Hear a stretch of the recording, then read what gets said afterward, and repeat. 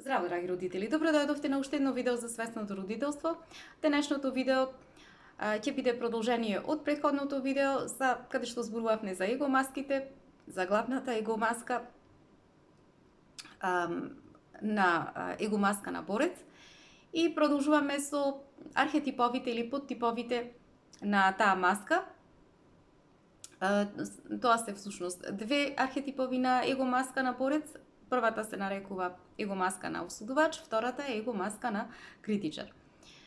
И сега во книгата своја Шефали ги прашува родителите прво: кога сте поттикнати со децата, дали ви се случило да влегувате во расправи на постојана основа, значи кога се обидувате да се расправате, барате да вие да го добиете последниот збор во разговорите со нив, да ви е важно да победувате постојано во дебатата и постојано да ја наметнувате вашата гледна точка.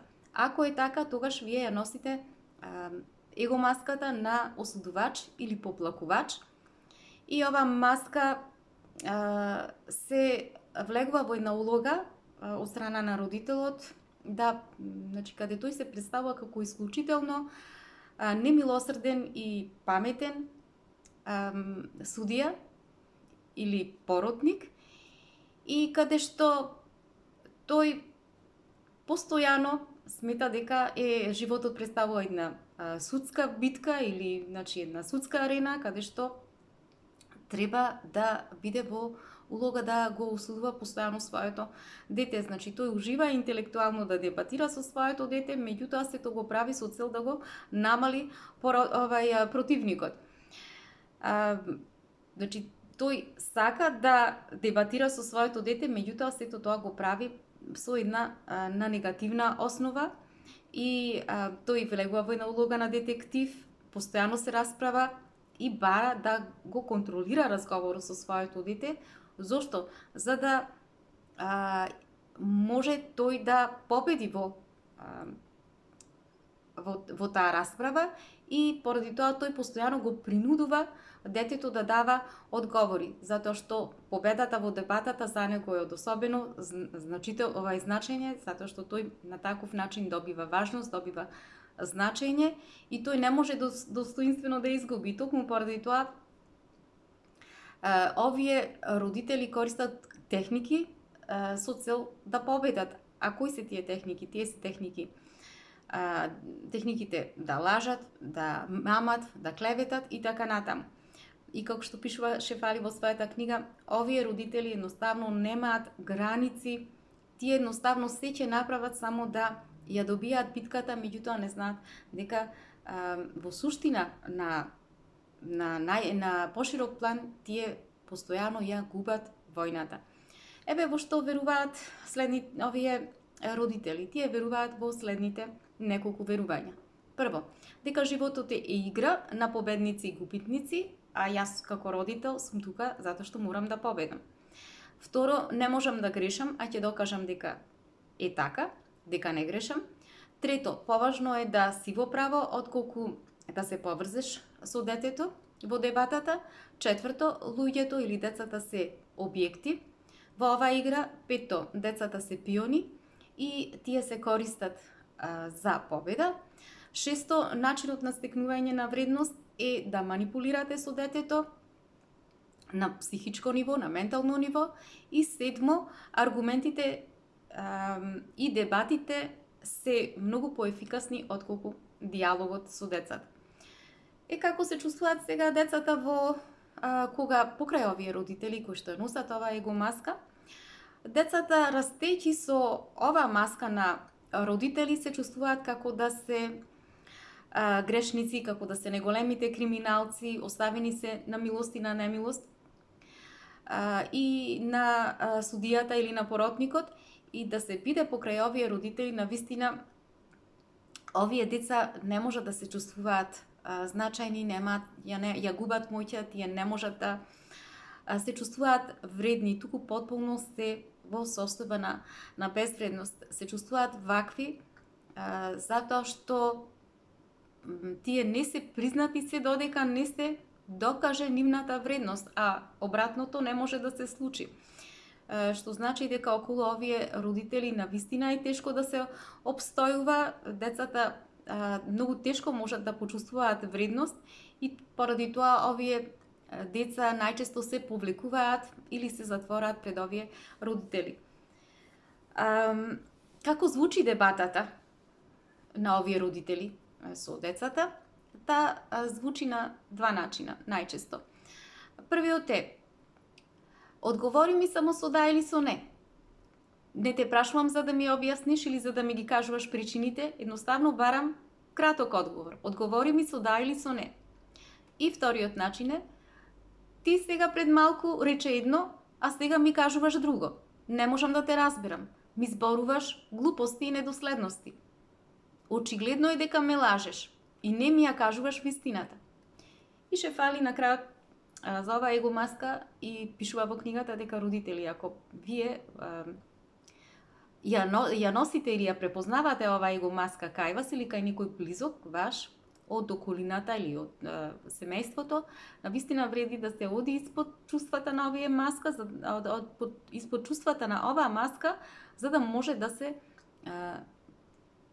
открие да се што лежи испод тие чувства, да се откријат и со цел да се намали товарот кој што со себе го носи родителот преку ова его маска. Втората его маска рековме дека е критичарот. Значи архетип на его маска. И ги прашува родителите: родители, кога вие сте потикнати од вашето дете, дали постојано влегувате во улога да го критикувате вашето дете? Дали го анализирате секој микроелемент од однесувањето, од постапките на вашето дете? Дали имате обичај да се фокусирате само на негативностите во односот со вашето дете? И доколку е така, тогаш вие можно да ја носите его маската на критичар. Кој е најомиленото хоби на критичарот? Омиленото хоби на критичарот е постојано да критикува за се и се што. Значи, овој родител на се, ама потполно на се дава критика, се му смета. Овие родители се чувствуваат непријатно кога се наоѓаат во една ситуација или во еден простор каде што постои една хармонија, постои пријатност, многу добро енергија. И целта на овие родители е да создадат неволја и раздор каде и да одат, значи каде и да се појават, и тие добиваат значење и моќ единствено преку воведување на негативност во ситуациите и нарушување на работите, кога, значи, на оние работи кои што течат по еден редослед, значи се течат по еден ред, и луѓето кои што ја носат ова его маска имаат потреба да даваат постојано еден негативен фидбек, затоа што на тој начин тие се чувствуваат значајни. Пошто веруваат овие родители? Овие родители веруваат во следните работи. Прво, моето мислење е значајно, другите треба да го слушат. Второ, ништо не е доволно добро, како што е, треба се да се поправи. Трето, да се прифатат другите и да се прифати реалноста, во суштина значи да се биде многу наивен. Тоа е нешто е пасивно и многу мек пристап.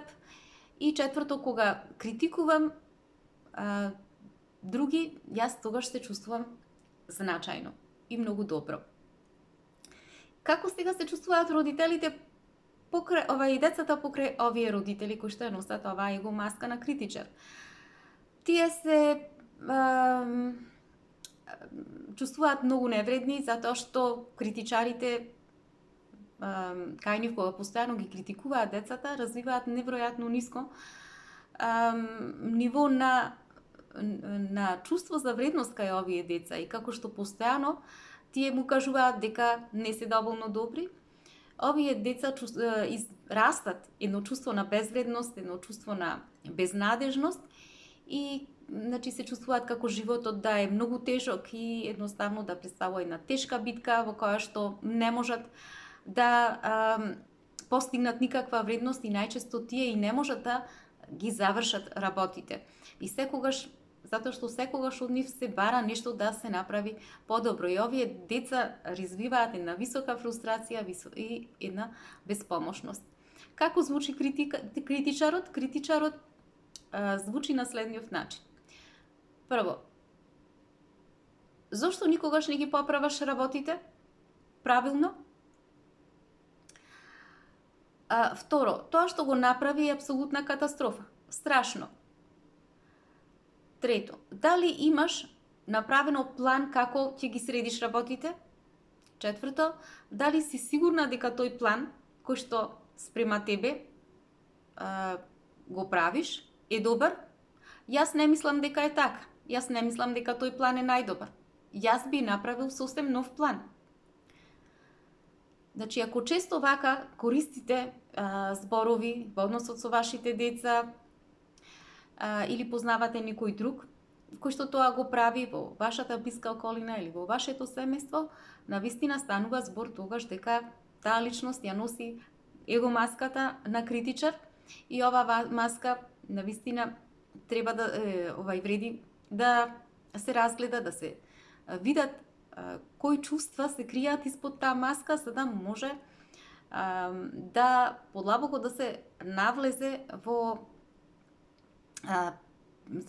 причините за тие чувства кои што се појавиле, за тие емоции и за да може да родителот да го сигне тој товар на его маска.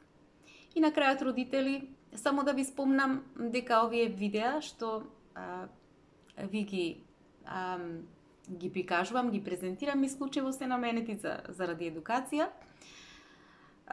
И во овие моменти не сте наменети за да влегувате во осуда, обидете се едноставно да бидете нежни спрема себе, да бидете сочувствителни спрема себе.